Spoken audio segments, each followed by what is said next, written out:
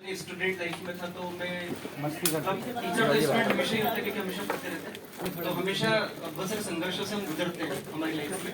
कभी कुछ प्रेशर होते हैं, कभी फाइनेंशियल प्रेशर होती है।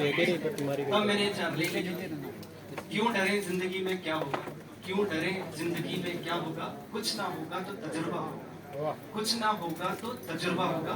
हंसती आंखों में झांक कर देखो, कोई आंसू कहीं छिपा होगा। इन दिनों ना उम्मीद सा हूं मैं, इन दिनों ना उम्मीद सा हूं मैं, शायद ईश्वर मुझसे खफा होगा, पर यकीन है मुझे एक दिन, पर यकीन है मुझे एक दिन उसकी नजरों में भी मेरा ही सपना होगा।